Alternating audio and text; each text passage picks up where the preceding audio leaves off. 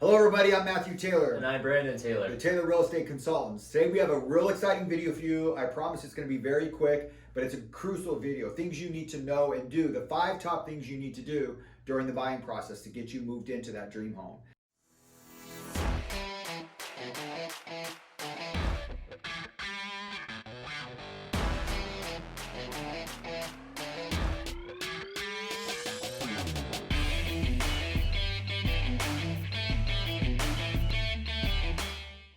So first, let's jump right into it. It's be financially ready.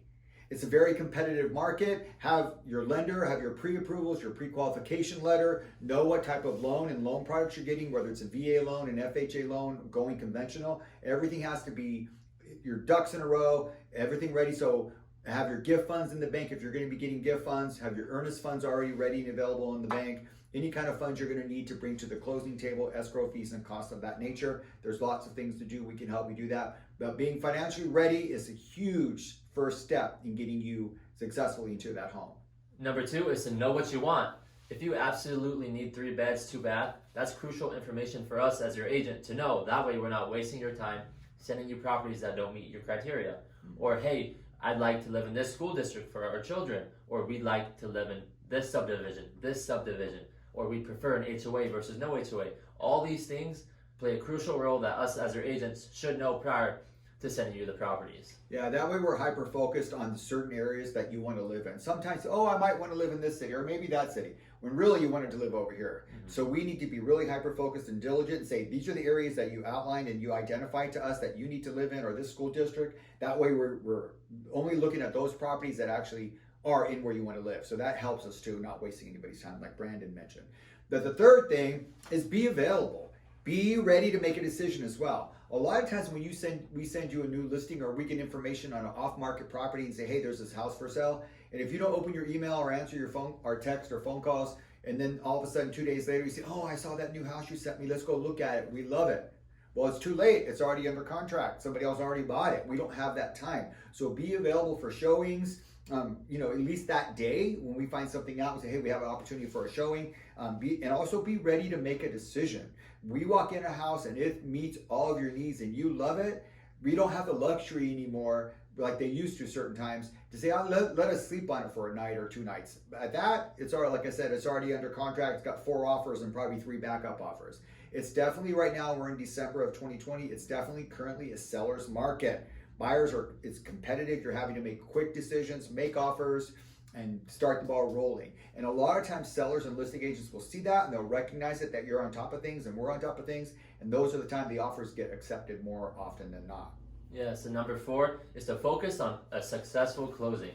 When it comes to the negotiations and the repair negotiations based on the home inspection report, try not to be too nitpicky. If it's cosmetic things such as chip tile, cracked tile, things of that nature, try not to put it all and pile it all on one list for the seller, because a lot of times in this seller's market, this competitive market, if you're not asking for just material facts such as roof leaks or things that can jeopardize the integrity of the roof, things of that nature, the sellers are going to say, hey, listen, this is too big of a list. We have a backup offer that we're going to go with. Maybe they'll be a little bit more realistic on some of the repairs. Yeah, definitely. The sellers know what's a material fact. They know if it's a health and safety issue, like Brandon mentioned. If it's a roof leak, that's something we can ask for in a repair, right? That's something obvious. But if you're going in and saying, I saw a chip on a tile, or I saw the paint was scuffed, or, I don't like that paint color, I want you to fix a leaky faucet. I mean, stuff like that. Then sellers are just fatigued with all that. And they have too many other offers and serious buyers and they'll just want to move on. But if they see you're being realistic, like Brandon mentioned, they're more likely to say, okay, yeah, we'll move forward and we'll play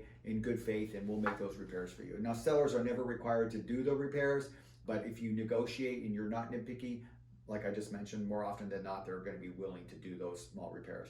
And the 5th and final thing is good planning.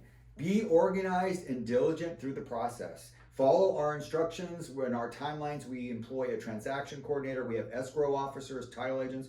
There's things that we're trying to guide you along to do, but be organized. A lot of times escrows are 30 or 45 days. It's really not a lot of time to get through A to Z to moving into that home. So be diligent about scheduling. You're going to know once we get past the inspections, you're going to need to be planning for your move. You're going to be planning to have your utilities shut off where you currently live and utilities turned on in the new house. So all of that up front, as long as you're organized, it's going to be less stressful and it's going to really be a seamless transaction. Just be hyper focused during this process, like Brandon said, and that's going to really help you get from A to Z and get into the dream home that you've been wishing for. Yeah, so if you like this video or found it of value, please be sure to like, comment, and subscribe. And as always, share it with anybody who you think may benefit from it. Yeah, also comment below if you have any comments. We'd love to chat with you and engage in conversation. So thank you so much.